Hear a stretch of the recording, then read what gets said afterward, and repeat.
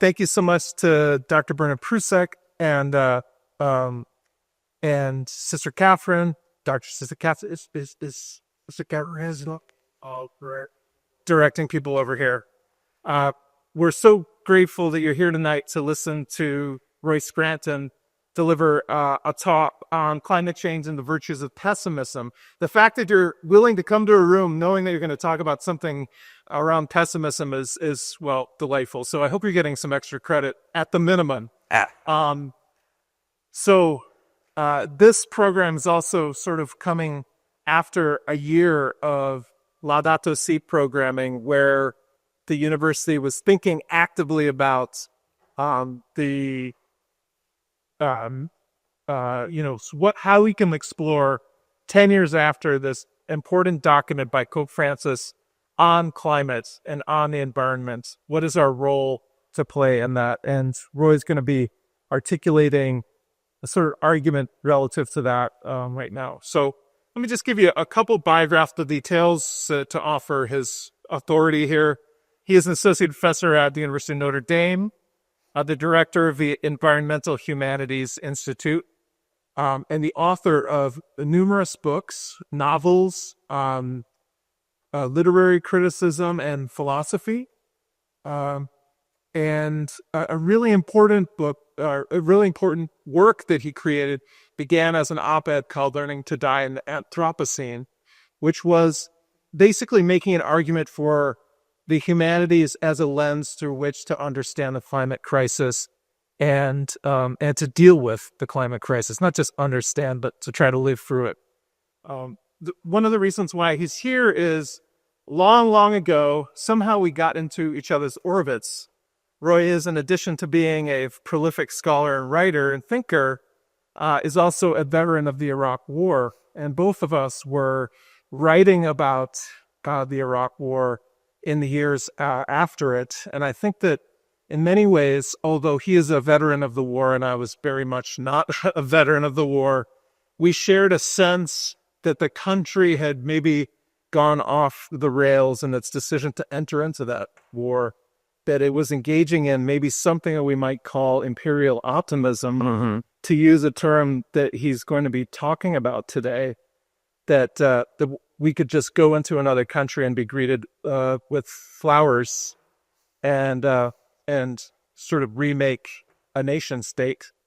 And his work, and I think I read his first novel in manuscript, a book called War Porn, which is a really, really incredible, devastating novel.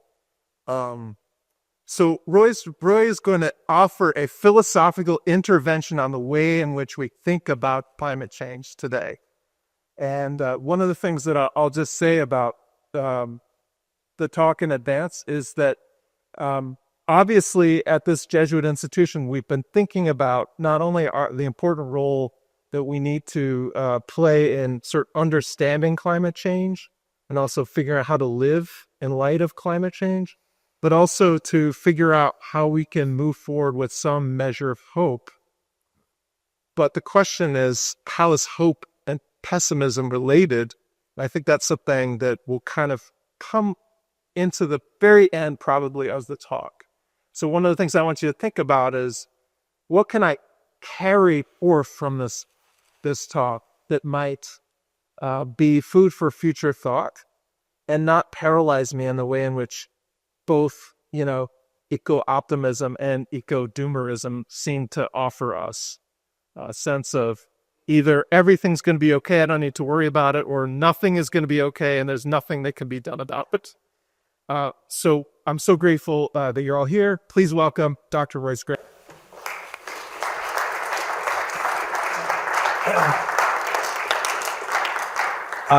Thank you, Phil Metris, and thank you, Bernard Prusek, for bringing me. Thank you all for coming out tonight. Can everybody hear me in the back?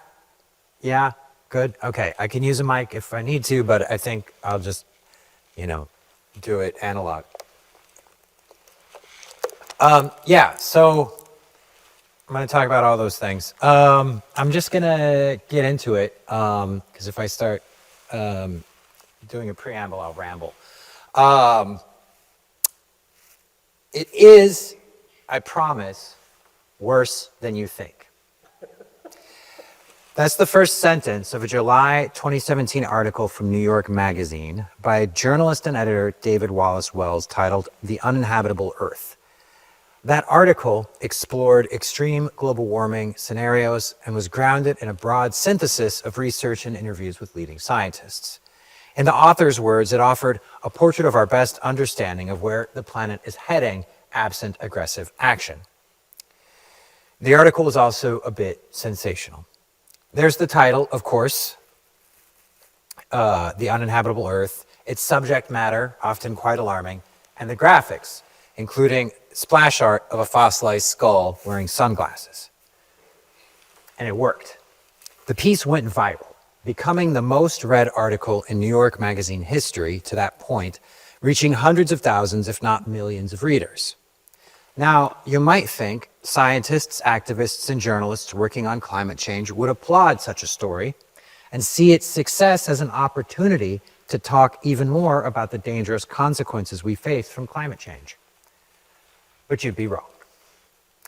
Before the story was up, even 24 hours, Wallace Wells was being attacked on the left and the right, most aggressively by the very journalists, activists, and scientists you'd think would be his allies. A few scientists attacked him for being inaccurate and for simplifying scientific complexity. And while it's true that as a journalist, Wallace Wells didn't observe the level of rigor professional scientists expect from peer-reviewed research, critics were only able to identify one outright error in the entire 7,000-word piece, which is pretty good. The loudest charge against Wallace Wells, and the one most often repeated, took aim at what climatologist Michael Mann called his doomist framing, arguing that Wallace Wells' pessimistic take on climate change would inspire a sense of doom, inevitability, and hopelessness. According to such critics, Wallace Wells focused too much on the most extreme outcomes and not enough on solutions. He was, in a word, too pessimistic. The thing is, activists and scientists like Michael Mann, Bill McKibben, and others have been working for decades to educate and motivate a distracted public in the face of intense opposition. And central to their efforts has been a deeply optimistic commitment to mitigation. It's hard to even imagine their campaign going on without a genuine faith that we can achieve real solutions for the kinds of emissions reductions and social transformations required to keep global warming to safe levels. But this optimism has led to some harmful practices that, I argue, keep us from dealing with the full scope of our predicament. The first is the very fixation on solutions at the core of their approach, which all but demand that every piece of bad news be balanced with a positive takeaway. The clearest manifestation of this is what novelist Jenny Offal called the obligatory note of hope. The thing you see in climate reporting where you get 6 paragraphs of flood, fire, and drought, and then 1 paragraph about how we can still avoid the worst. I would contend that this ecological version of what Barbara Ehrenreich called bright-siding, or Lauren Berlant called cruel optimism, warps our sense of the trajectory of climate change by focusing on a future that could be, rather than on the actual history that got us to where we are, and fosters a dangerous complacency. The second harmful practice is the often repeated assertion that fear doesn't work, which has led to dismissing worst-case scenarios and thus minimizing the extremity of our situation. This assertion also happens to be contradicted by research from social and political science, which I'll talk more about later. The third harmful practice is the tendency to attack arguments like the one in The Uninhabitable Earth that present worst-case scenarios, argue for adaptation, or take a pessimistic view of humanity. Such attacks decrease epistemic diversity and put people who should be allies into bitter opposition. Mitigationists versus adaptationists, Pollyannas versus doomers, utopian technocrats versus crypto-conservative Malthusians. It's even worse than all that. Not only has the committed optimism of the climate campaign led to these harmful practices, it's also totally failed. In the words of one research letter signed by 11,000 scientists, Despite 40 years of global climate negotiations, with few exceptions, we have generally conducted business as usual and have largely failed to address this predicament. The climate crisis has arrived and is accelerating faster than most scientists expected. In short, the world's on fire, plants and animals are dying off, carbon dioxide emissions keep rising, and the odds are against us. Statisticians at the University of Washington estimated that there's less than a 5% chance that the planet will stay below 2 degrees Celsius warming. And carbon dioxide is only the tip of the iceberg, as it were, when it comes to our global ecological crisis. As David Wallace Wells wrote, it is, I promise, worse than you think. And it's only gotten worse since he wrote that. Now, for some people, failure seems to mean doubling down on the optimistic commitment to finding solutions. The worse things get, the more important it is to stay positive. But at this point, continued ecological bright-siding is both corrosive and dangerous. My talk tonight is an argument for a more capacious conversation about climate change. In effect, we need to make room for doom. I think it's time to consider the virtues of pessimism.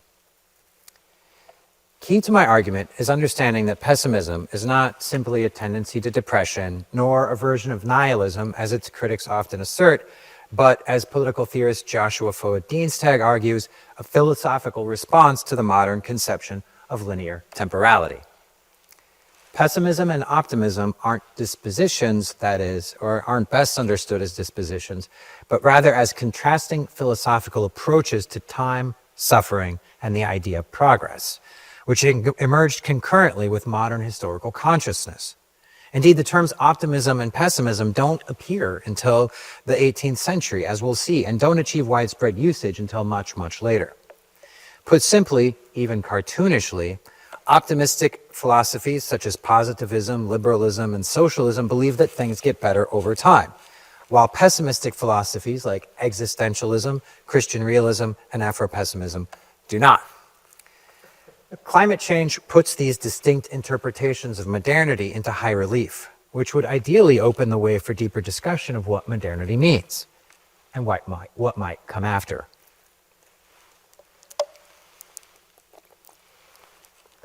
But before we get to the virtues of pessimism, we need to talk a little bit about why climate change is so hard to talk about. The best way to begin would be by dividing up the challenges we face into three broad categories: those specific to the communicators, those specific to the audience, and those specific to the topic itself. I should add that the research I'm drawing on here is primarily, but not entirely, from the United States, and speaks primarily, but not entirely, to the US context. Okay, so looking at the people who seek to educate and motivate the public about climate change, the first thing to notice is that they're mostly the wrong people, especially when they're scientists. Scientists and science communicators face what climatologist Stephen Schneider famously called a double ethical bind, a tension between being an effective agent for change and being honest about the limitations of the state of knowledge. As climate change communications researcher Chris Russell explains, climate scientists find it very difficult to adhere to the conventions of media discourse and scientific discourse at the same time. Their capacity to reframe the interaction by commenting on the context via meta-discourse or meta-communication is limited, and they cannot avoid the interaction without losing all opportunity for public education. Hence, one reason why Michael Mann would attack David Wallace Wells. Wallace Wells isn't a scientist and doesn't talk like one, and the standards that Michael Mann adheres to professionally, although not on social media, preclude the kind of simplification, generalization, and narrative framing that are the sine qua non of broad public engagement. Another major challenge from the communicator's point of view is that nobody knows what they're doing. They might know the science, and maybe they've had Silicon Valley executive TED Talk level training in storytelling, but nobody actually knows how widespread social transformation happens, much less how to motivate it. Indeed, one of the most persistent failures of the social sciences in general is the lack of a robust understanding of the relationship between language, culture, and social change. As communications researchers Bridget Nerlich, Nelia Koteko, and Brian Brown put it, On the whole, there is no direct correlation between communication and behavioral change or behavior change, which is not to dismiss the massive and ever-growing body of research on the subject from political science, psychology, marketing, social media companies, sociology, history, communications, even philosophy and rhetoric. But what conclusions might be drawn from such research are usually limited, at best provide only guidelines, and are actually often quite gloomy. There is, for instance, good evidence that positive messaging on climate change doesn't actually motivate people. Take the most common approach, which is communicating the facts, also called the knowledge deficit model. The idea is that people simply don't understand the threat climate change poses, and if you teach them, they'll act rationally to address it. One key tactic in this approach has been to emphasize the scientific consensus. Multiple studies show, however, that messaging emphasizing scientific consensus not only doesn't convince people, it actually increases skepticism and resistance. All right, well, you might think if educating people on the facts doesn't work, perhaps we can inspire them with hope. Not so fast. Recent research by psychologists Matthew Hornsey and Kelly Fielding suggests that optimistic messaging may decrease mobilization because it fosters a sense of complacency. As they write in their study, a cautionary note about messages of hope, higher levels of hope did not translate into increased ratings of efficacy or mitigation motivations. Indeed, relative to a pessimistic message, the message of hope reduced mitigation motivations. Another study showed that activist-style persuasive messages were either ineffective or demobilizing for people who knew little about climate change, and failed to convince people who knew a lot about climate change to engage in activist behavior that took time or effort or had economic costs. Okay, well, even if facts and hope fail, at least we can count on the undeniable experience of climate change to convince people, right? Wrong. Research by sociologist Lawrence Hamilton shows that people's perceptions hew more closely to their ideological commitments than they do to reality. Politically conservative observers in areas of New Hampshire with increased flooding and in wildfire-prone areas of Oregon with significant warming simply did not see those trends. Contrary to the expectation that experience might change what people believe, Hamilton's research suggests that people's beliefs shape their experience. Which brings us to the audience side of the climate communication quandary. First off, most people don't have the time or energy to think through complex issues that may seem abstract or distant. When they do, they tend to think more like lawyers than like scientists, amassing evidence for what they already believe rather than disinterestedly seeking objective truth. The combination of motivated reasoning and confirmation bias means that people tend to actually resist data that challenge their beliefs and behaviors. People also tend to rely more on personal experience and group norms than they do on other evidence, which we'll talk about more in a minute. Compounding these problems is the shaky state of scientific literacy in the United States. According to Pew Research, fewer than 40% of Americans surveyed showed even a high school level of scientific knowledge. Only 2/3 understood that science produces findings meant to be tested and updated over time, and only about half could identify a hypothesis. The situation's even worse with climate change specifically, since most people think they know a lot more than they actually do. Research by Yale law professor Daniel Kahn and others showed that while 67% of Republicans and 84% of Democrats surveyed believed they knew at least a moderate amount about global warming, significant majorities across the political spectrum were mistaken about basic facts and mechanisms and held erroneous beliefs about how global warming actually works. Perhaps related to this general lack of scientific literacy in the US is a concomitant lack of trust in scientific authority. Only about 40% of Americans have a great deal of confidence in the scientific community, and even fewer, around 30%, trust what scientists say about the environment. Many Americans, especially conservatives and people of color, but also nearly half of all surveyed moderates and approximately a quarter of surveyed liberals, believe that scientists adjust their findings to get the results they want. And generally speaking, populist antipathy towards sources perceived as elitist, like scientists, motivates resistance across the political spectrum. The bottom line is that Americans don't want to be told what to think or what to do. One study by geographer Risa Palm et al. Found that messaging advocating individual action on climate change actually decreased individuals' willingness to take personal actions to reduce greenhouse gases, decreased willingness to support pro-climate candidates, reduced belief in the accelerated speed of climate change, and decreased trust in climate scientists.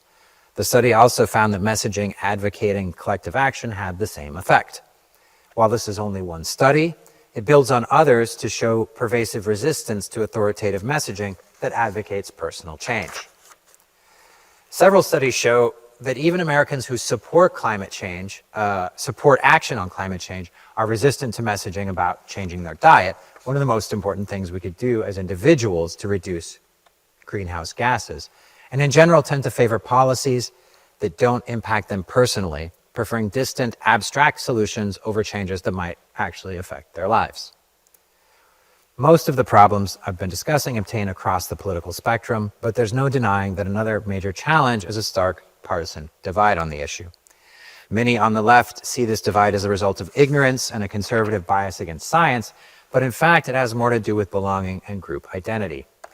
Research from Kent Leary, Riley Dunlap, and others show that it's not the science per se that conservatives reject when it comes to climate change, but the cultural identification that they see belief in climate change as marking.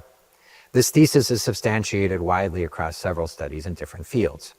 And it's not about education either. According to research from Lawrence Hamilton, partisan divisions on climate change tend to widen with education rather than decrease.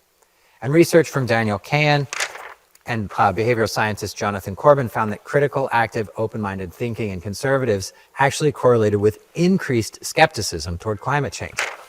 Sorry. As Kahn puts it elsewhere, what people believe about global warming doesn't reflect what they know, it expresses who they are. So much for the audience: distracted, resistant, polarized. What about the topic itself? Well, it's complicated. Sure, the basic elements of global warming can be explained simply, but the mechanisms of planetary climate transformation are stupendously intricate and, in many cases, still being worked out. Even highly educated lay people are easily confused by perplexities such as the role of paleoclimate proxy data, how various climate models differ, and jargon like RCPs, SSPs, AMOC, and ENSO, and in addition, can find it hard to keep up with the changing and contentious science. Then there's the often observed fact that climate change is what's called a wicked problem, meaning there's no straightforward one-and-done solution, like getting rid of CFCs to stop making a hole in the ozone layer. Rather, it's the kind of problem that can at best only be managed, and even that would take an array of strategic interventions and an unprecedented level of global cooperation. On top of all that, someone's been poisoning the well.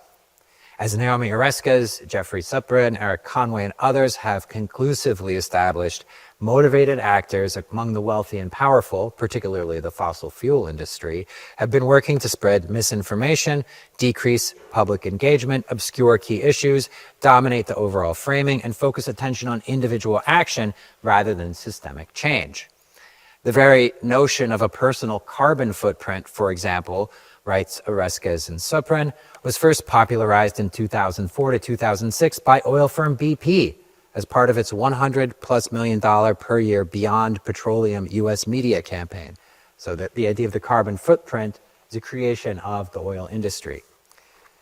Finally, there's the fact that climate change is an existential threat, which poses real losses even if we get it under control, coupled with the fact that genuinely addressing it would mean a comprehensive transformation of the way modern society works, from soup to nuts. Climate change means real change, which humans tend to be skeptical and even frightened of, especially when it might involve unpredictable costs. There is, however, one tiny, itsy-bitsy piece of good news.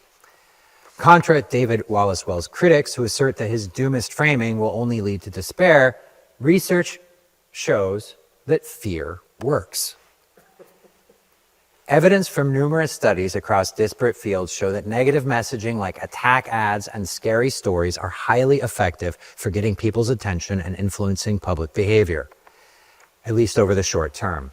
As public health and climate change communications expert Edward Maybach put it, the climate change literature contains frequent warnings to avoid fearful messages, yet the more general persuasive communication literature indicates that fear appeals are effective in motivating behavior change, especially if they're accompanied by efficacy-enhancing information. The consensus understanding of negative messaging was established in the early 2000s with two key meta-analyses in the fields of psychology and health education. Roy Baumeister et al. Found that negative information receives more processing and contributes more strongly to the final impression than does positive information. Or as he put it elsewhere, bad is stronger than good, as a general principle across a broad range of psychological phenomena.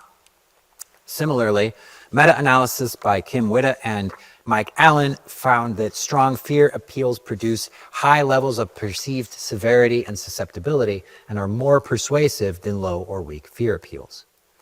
Indeed, in the data, according to the data Witte and Allen summarize, the scarier, the better.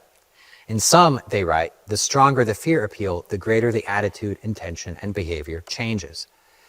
Similarly, the stronger the severity and susceptibility in the message, the more attitude, intention, and behavior changes. The reason for this is theorized to lie in what researchers call negativity bias, or, in the words of Roy Baumeister and John Tierney, a universal tendency for negative events and emotions to affect us more strongly than positive ones.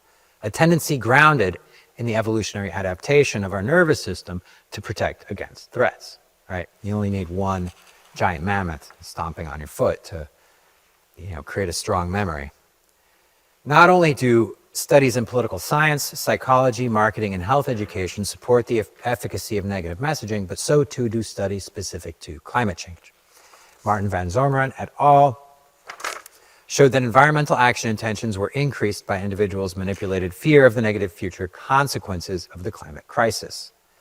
Research by Wen Zui et al. On climate change messaging in China showed that the high threat, high efficacy message elicited higher levels of perceived efficacy in viewers, which in turn predicted higher levels of danger control processing. In addition, work by communicators and media researchers Saul Feldman and Lauren Hart suggests that fear messaging is not only effective at getting attention, but also encourages opinion moderation among political ideologues, especially conservatives. As well, several studies from Matthew Hornsey and Kelly Fielding et al. Suggest that threat messaging might actually increase a sense of collective efficacy. That is, the more frightening the threat, the more likely, the more people are inclined to believe that society will respond to it. Similar results were found by behavioral scientist Brandy Morris and her team, who write, in contrast to work positing that fear appeals may hinder efficacy, our results suggest that pessimistic endings actually increase people's belief that their own individual behavior matters for climate change, even in the face of fatalistic messaging, though there are differences across ideologically diverse groups. On that point, of course, motivating action isn't as simple as scaring people. Most research tends to show that negative messaging works best when it's combined with messages of efficacy. That is, you not only show the monster, in this case the dreaded Cthulhu, you also show how to beat it, for instance with Space Cat. According to Kim Witte's extended parallel process model, the current paradigm, high threat and high efficacy push people to find ways to address the threat, while high threat and low efficacy push people to avoid the message. In any case, what kind of solution we're talking about remains a real question, and an important one, which is precisely why we need to be having a conversation about mitigation and adaptation. Some monsters you can beat, but some you just have to run away from or make peace with. We should also note that while negative messaging works, it doesn't always work the same for everyone. Different people respond to fear differently. Some tend to respond more assertively, others more aversively. Some fight, some flee. Conservatives appear to find negative messaging more persuasive than do liberals. And some research suggests that repetition and familiarity may dull impacts, as in the story of the boy who cried wolf. What's more, nobody can pay equal attention to everything, a simple truism that researchers refer to as the finite pool of worry. And some threats are going to be judged more pressing simply because they're more easily remembered or imagined, a phenomenon psychologists call the availability heuristic. Overall, current research into climate change communications and the general literature on persuasion does not encourage an optimistic view. It paints a picture of fearful, tribal, cranky primates who care more about social belonging than they do about actually understanding the world they live in. And there's little evidence to inspire faith that finding the right message or crafting the right story is going to shift the conversation. Cultural conflict over climate change looks less like a war of maneuver than like a war of attrition, with the two sides digging trenches and trying to bombard each other into silence. In this context, it's a little easier to understand why some people working on climate change might find pessimism threatening. If you find yourself, or if you see yourself locked in an existential conflict with the forces of evil over the fate of the planet, then anyone who questions your efforts in any way is by definition the enemy. Sure, they might claim to be on the same side, but so do Exxon and BP. You can't trust them. It's possible, too, that some scientists, journalists, and activists simply find the worst-case scenarios too scary to confront. And so, as per Kim Witta's EPPM model, they shoot the messenger. Attacking pessimists may just be a socially toxic form of self-care.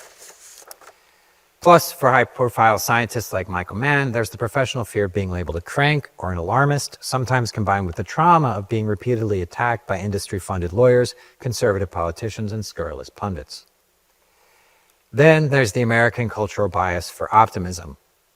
Tangled up in the moral ideals of the Puritan founders, American exceptionalism, Cold War propaganda and post-Cold War hegemony, the idolization of entrepreneurship, the idea that we live in a meritocracy, capitalism, and a deep faith in material, economic, and spiritual progress. But this optimistic American faith in progress is not, in its origins, an American idea at all. In fact, I would argue it goes back to medieval Europe and the abstruse metaphysical speculation of scholastic philosophers who planted the garden out of which modern optimism and pessimism grew, though not, perhaps, in quite the way you might think.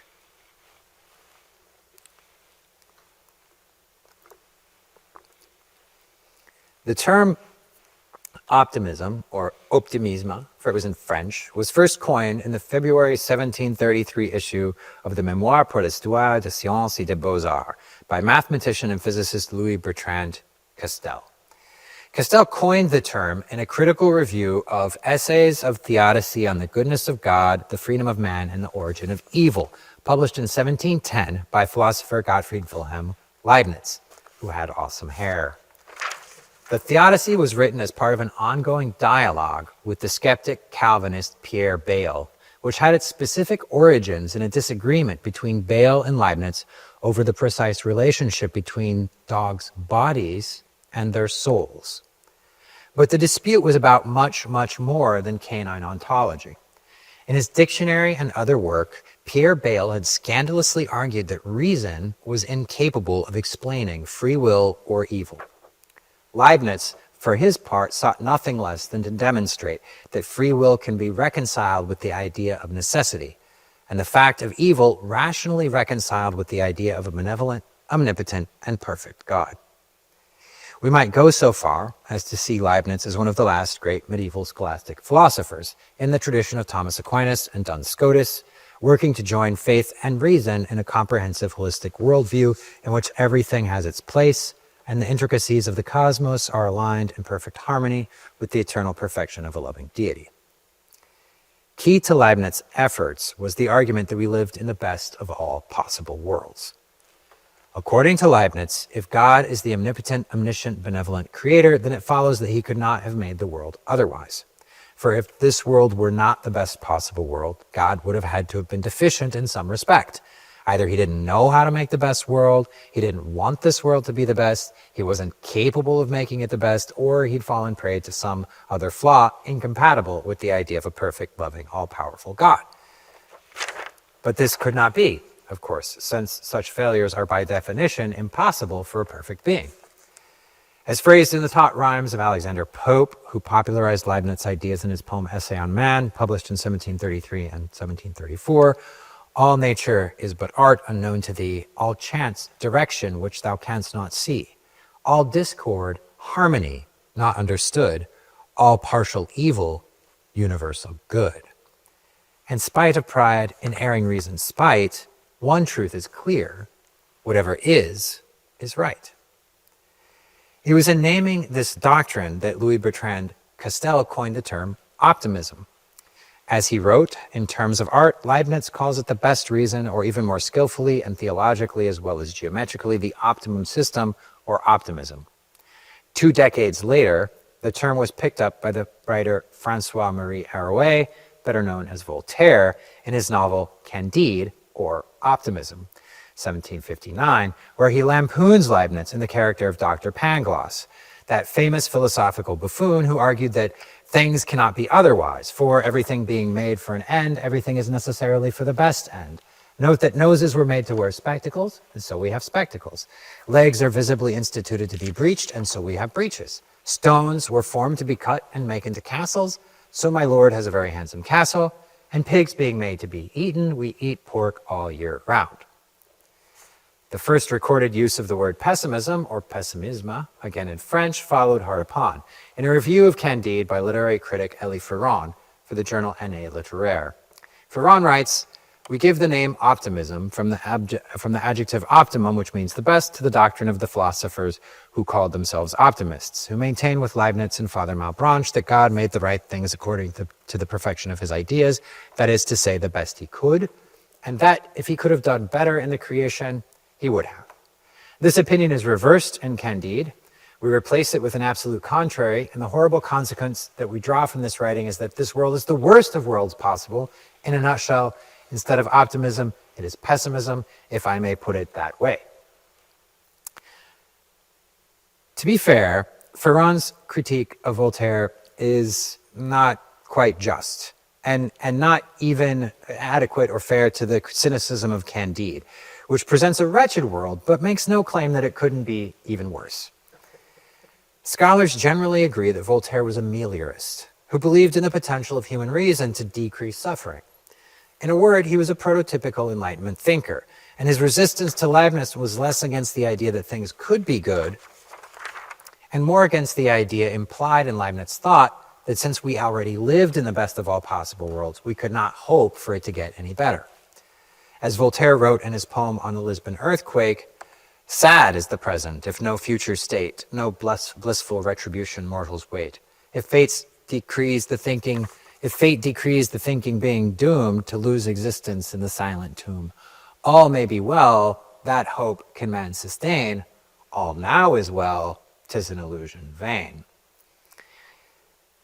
Whether Voltaire's critique of Leibniz was fair is a question I must leave to specialists, since Leibniz himself seems at times in some of his work to be attempting to reconcile the static monadic perfection of his metaphysics with the idea of temporal progress. Nevertheless, it's worth taking Voltaire's critique on its terms to note how different the conceptions of optimism and pessimism were, as originally staked out, from what we take them to be today. That is, Leibnizian optimism used reason to defend faith, arguing for the unchanging perfection of a world created by a perfect and unchanging God. On the other side, Voltairean pessimism was an attack by reason on faith, arguing that the world as it existed was deeply imperfect, but we might have hope that it could be made better through human action, which is precisely what Voltaire saw Candide doing. He was playing the Socratic gadfly, arousing and persuading and reproaching through satire, get people to change their minds. Well, how have things changed? Pessimism remains skeptical and annoying, but instead of targeting metaphysical certainties, it mostly targets human ones. It is an attack by reason on reason. Optimism, however, has turned inside out.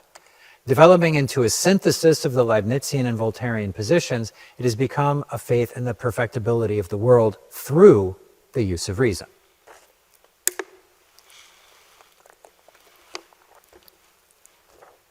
It's important to see the emergence of pessimism and optimism in context. Big picture here. Over the 2 centuries between Descartes and Hegel, we see a remarkable multicultural, transgenerational intellectual effort to redescribe Christian metaphysics in secular, science-friendly terms. The Holy Spirit becomes reason, the problems of sin and evil become the problems of ignorance and savagery, or, as argued by Sylvia Wynter, Calvin Warren, and other Afro-pessimist thinkers. They get mapped onto race. The true and only heaven of the New Jerusalem is displaced from metaphysical eternity to a utopian future here on earth. Indeed, just around the bend, where science and technology shall finally answer for every human need. And the good news of the Christian gospel slowly but surely becomes the idea of progress. Leibnizian holism and Voltairean meliorism, faith and reason, merge in this idea, the basic premises of which I take to be as follows. Human life is getting better and will continue to do so. Human knowledge is cumulative. Science and technology not only improve the conditions of life, but make humans collectively happier and even smarter. And all human problems can be solved by the proper application of science, technology, and rational law. Not believing in progress is thus seen as a nihilistic heresy that leads only to despair, which is to say, for its adherents, belief in progress is the only meaningful belief, and all other belief is either invalid or trivial. Pessimism, however, as Nietzsche observed, is empirical reason's self-lacerating reductio ad absurdum. A truly scientific view of human existence leads, as it were, beyond good and evil. Empirically speaking, the idea of human progress is complete nonsense, since there is no telos or end for the species to progress toward. There is only change, energy, evolution, adaptation, and entropy. Thus, as it has developed through Voltaire, Rousseau, Romanticism, materialism, Malthusian eco-pessimism, the work of Schopenhauer, and the consequent pessimism controversy inspired in mid-19th century German philosophy, Darwin, Nietzsche, Western engagements with Buddhism, post-war European art and philosophy, and existentialism, among other strains, pessimism is a critique made by reason against reason, arguing that the capacity for human beings to change things for the better is limited at best, and that historical transformation is best understood without presuming the metaphysical conceit of a teleological end, goal, or final form. In sum, optimism and pessimism are antithetical frames for making sense of suffering and time, as I'd argued at the beginning. In the words of political scientist Joshua Foer-Dienstag from his book, Pessimism, Philosophy, Ethics, Spirit, the optimistic, antithetical frames for making sense of time. All right. The optimistic account of the human condition is both linear and progressive.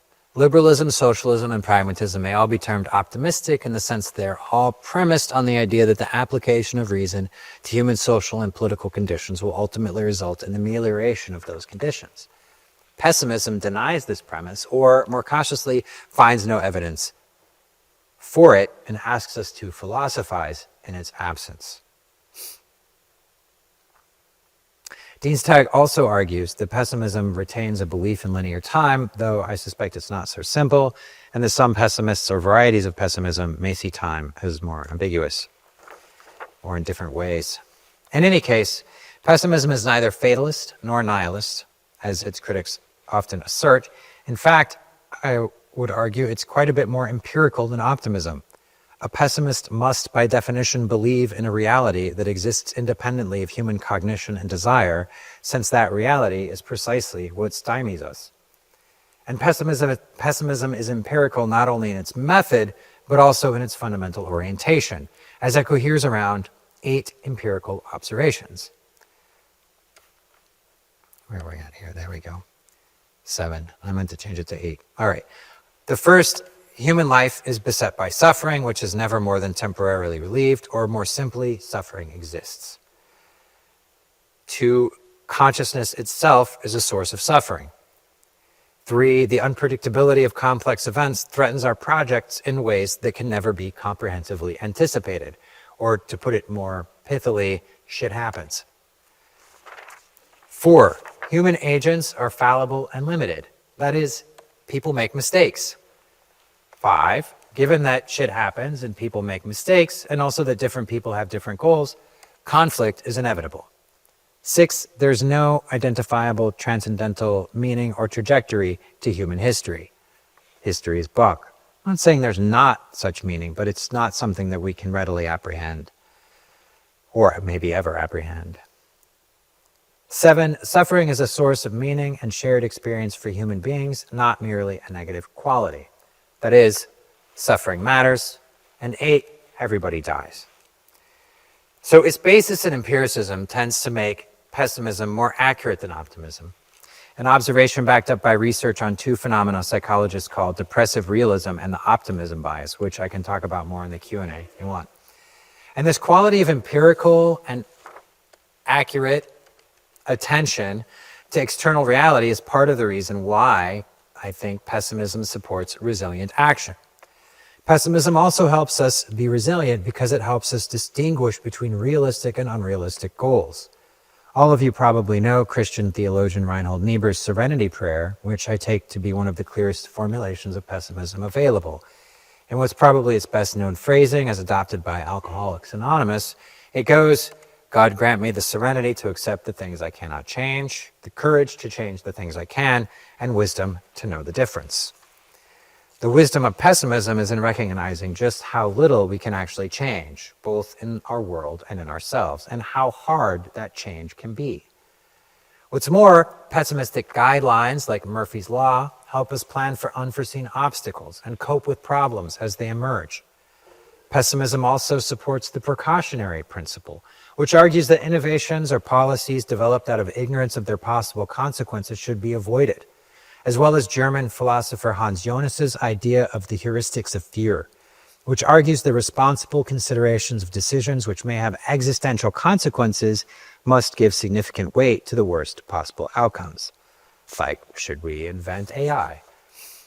Not only is pessimism more accurate and resilient than optimism, it's more compassionate.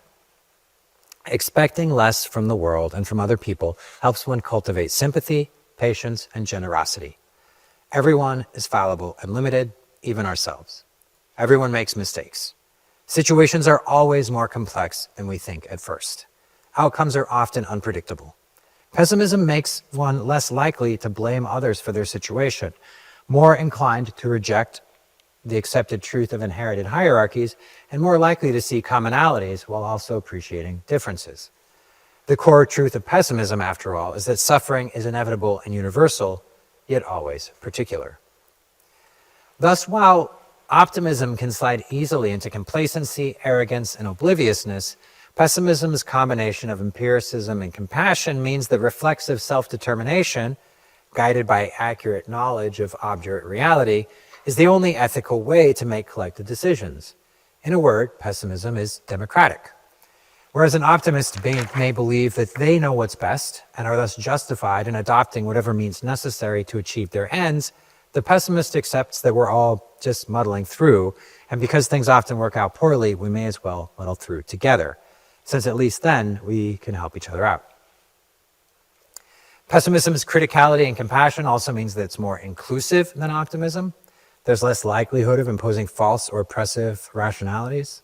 There's a skepticism toward all ideological justification, since the world as such is inherently unjust.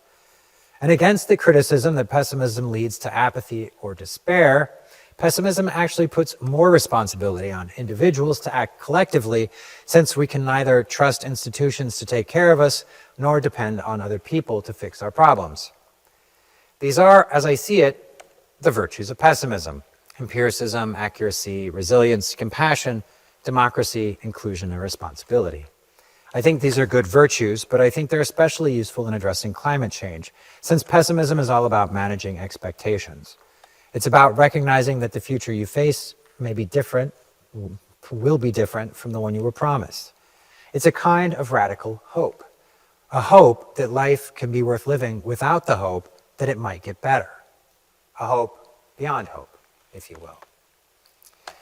Hope, of course, could be the subject of its own talk, but it's worth taking just a moment to distinguish between hope and optimism. I take hope to be desire combined with expectation, either side of which may be stronger or weaker. One may pessimistically hope, that is, one may desire an outcome about which one is skeptical. Optimism, on the other hand, is inextricable, as I take it, in my interpretation anyway, from a belief and faith in social progress. Oh, wait, hold on. Working against that faith, pessimism is a deflationary, empirical, and skeptical heuristic for decision making, right? It's a approach to making decisions. And also, I would suggest something more, perhaps the necessary foundation for any ethical commitment to the future we face. We can talk about that more in the Q&A. But to go back, to end where we began, there are good reasons for being pessimistic about our ongoing global ecological crisis. And I hope I have persuaded you that pessimistic messaging cannot be dismissed on practical grounds, since the preponderance of evidence actually shows that it works. I also hope to have persuaded you that pessimism cannot be reasonably dismissed as nihilistic, fatalistic, or a counsel of despair. And most of all, I hope to have persuaded you that there is virtue in pessimism, and that it's not only an accurate and resilient way of thinking about our predicament, it's also compassionate, democratic, inclusive, and responsible. Of course, being a pessimist, I expect some of you have reservations, questions, even criticisms, not least because, like everyone else, I make mistakes. As well, I have to accept that some of you may simply be unpersuadable. Perhaps you're an uncompromising optimist. If so, I would suggest that after more than 40 years of failure, and having been told there's over a 95% chance of global temperature increase exceeding 2 degrees Celsius over pre-industrial levels this century, and maybe as early as 2050, by which point it's highly likely we will have crossed multiple tipping points into long-term, irreversible ecological transformation, we might need to adjust the parameters of what realistic optimism looks like. The fact is, climate change isn't coming, it's here, and it's already worse than you think. Any questions?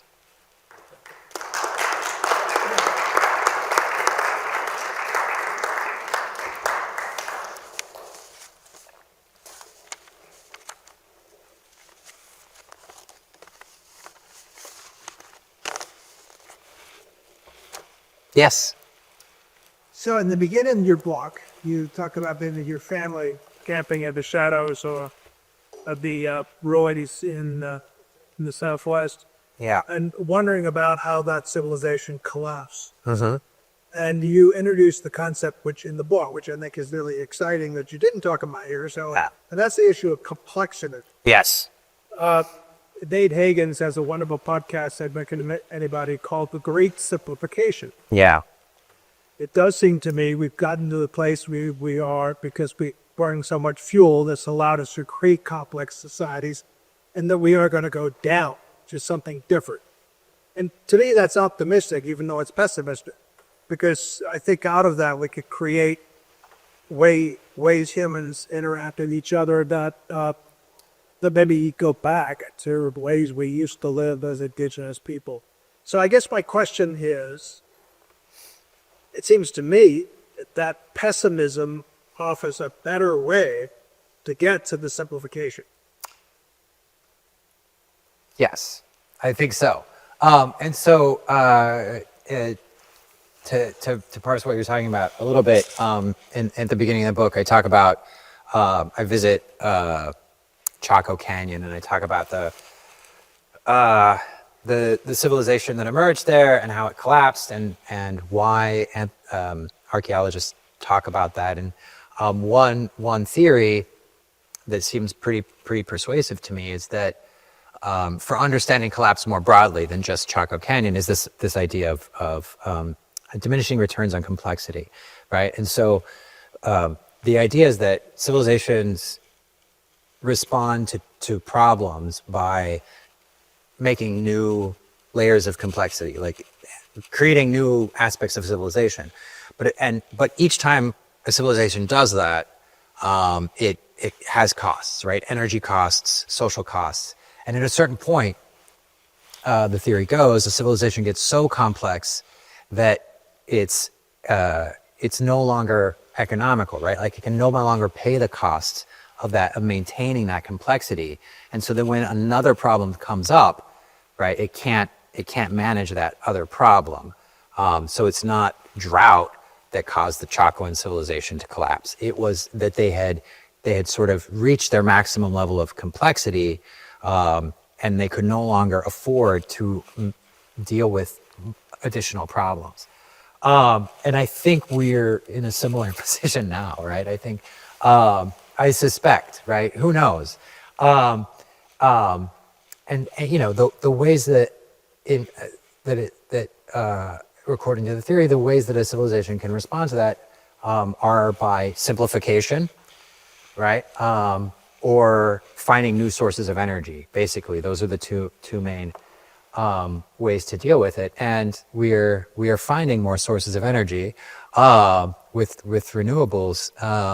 But it's a big question for me how long we can keep doing that, given the increasing costs, right, of the level of complexity we've reached, and also the environmental costs of our technology. So I do think we're headed for simplification. I think, you know, and that's what Nate's exploring in that podcast, right, with the guests he has on, exploring this idea that we're probably heading for some kind of global civilizational simplification. Collapse, if you want to, collapse is a kind of uncontrolled simplification. Degrowth would be a more managed simplification. And I think pessimism is, as I'm articulating it, it's a way to approach that dynamic, right? It's sort of accepting that the big optimistic claims of the big optimistic narratives that our civilization is built on, right? That if we just keep building more technology, we're gonna solve, and whatever problem that comes up, we just need more technology, more complexity, right? It's a resistance to that, and a recognition that there's limits to what we can do, and to our civilization, to our capacities, to the planet that we live on, right? There are real limits here. And we need to adjust our expectations, right? And yeah, so basically those two things go together for me. You know, if I had, you know, I don't know. Yeah, I mean, if I had more faith in, I guess it's the carbon issue that's really the crux here, because if the carbon fuels that our civilization is built on weren't heating up the planet, then conceivably that kind of utopian science fiction future where we just like keep building toward you know, the miraculous, I don't know, Jetsons consumer life or whatever, like, yeah, maybe I could believe in that. But there's this environmental cost, right? Like beyond the complexity issue, even there's the fact that we're running this global experiment, right? We're pushing the whole planet into an entirely different climate regime that is going to, it's not just going to be a drought. It's not just going to be a hurricane. It's going to be a massive transformation of the very conditions of human existence, the very conditions that in which everything we understand as civilization has flourished, right? That's all changing rapidly. Yeah, so I'll go into another. I just don't want to ask a question. Instead, I want to encourage you to ask some questions. Yeah, I'll try to be briefer in my answers, but Very good.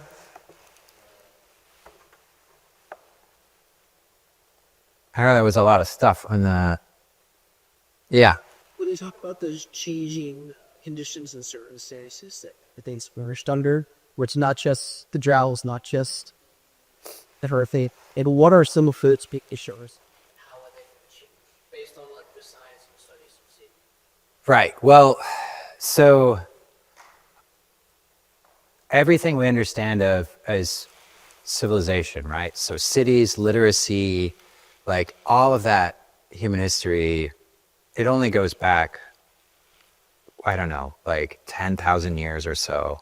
And it all happened in a period of relative climate stability that scientists call the Holocene, right? So it's like relatively warm period, relatively stable.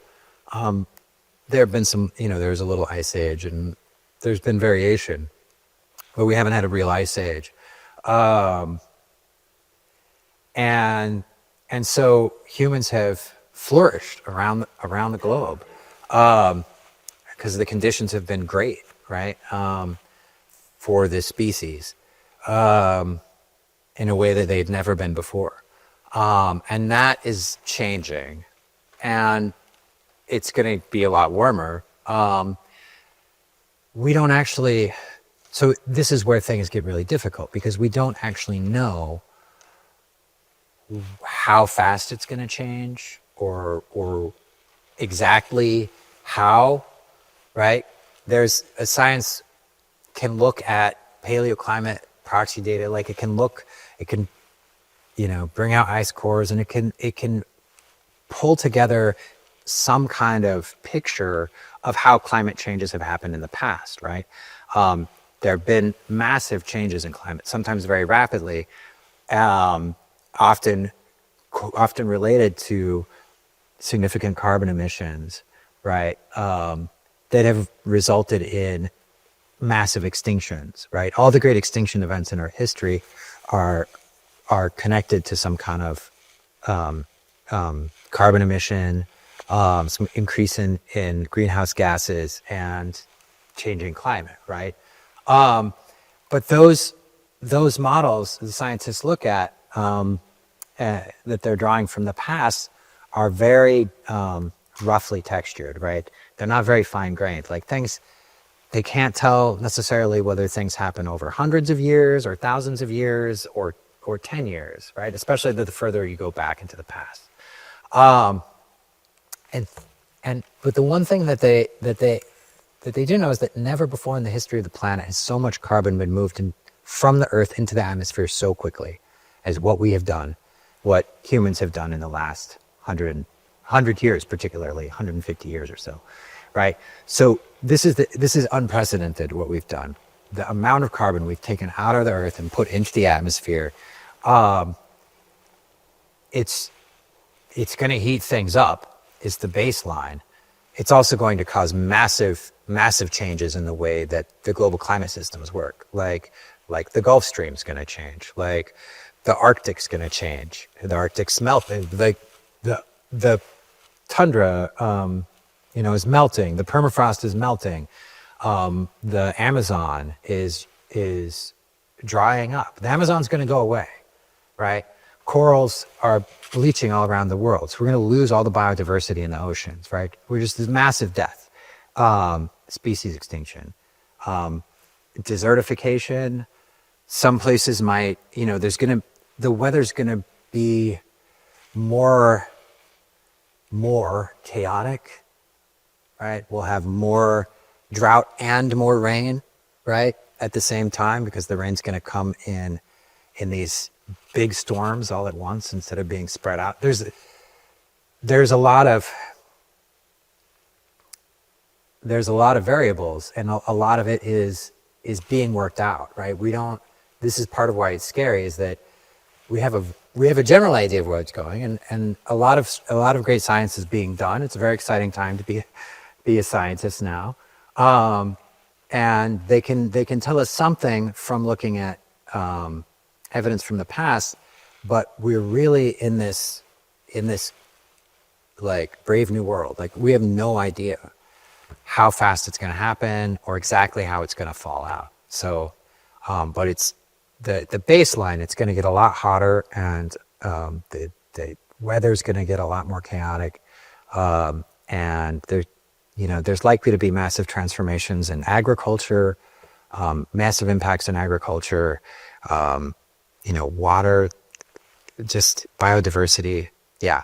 So that's just a vague outline, but the key thing, and then I'll stop talking, and take another question, is that like it's really, it's both, the future is both very, very dire, very bad, at least what the science tells us. It's going to be very difficult, but also practically unimaginable because we don't know exactly how it's going to happen. Right. Yeah.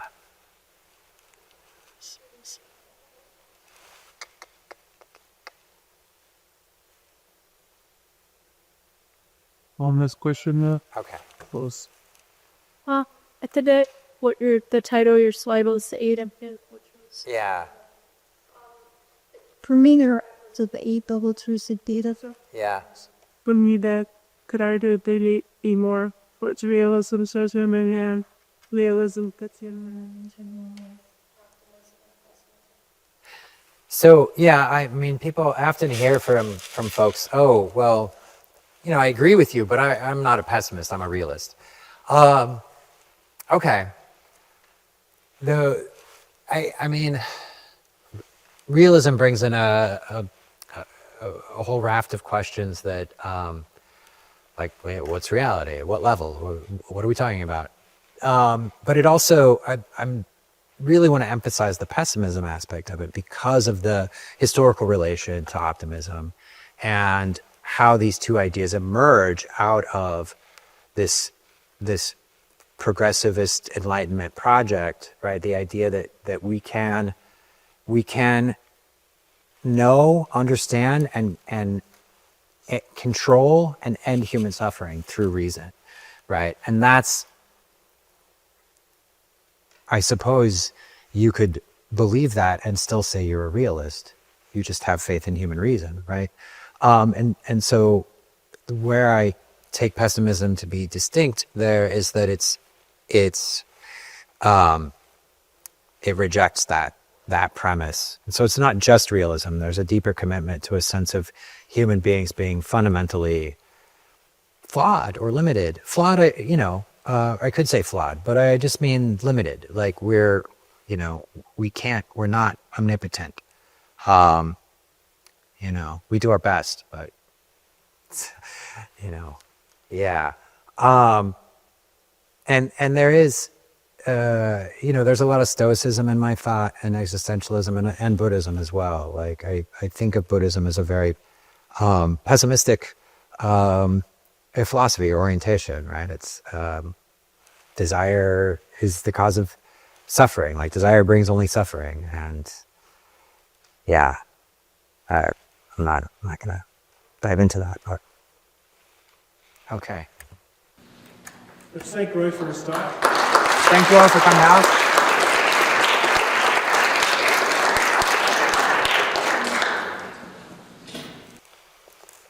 Any other programs that need to be mentioned? Any other news? All right, we do have a handful of books that we might be able to give people who are particularly interested in the subject. So if you're interested, just come on up. Thank you. Could I make an announcement about a program at Case Western that these students might be interested in? We're having at MOCA a conference entitled Ratified Vision, where you connect the academia and nature, community, truth, reckoning, and right to life you should convert. If you're interested, I'll leave your flyer with the GRS for March 24 through 20. And a lot of other students. It's student-led, but it's CSU, it's IC. We have anybody from UW, so you'd be welcome to join us. Thank you.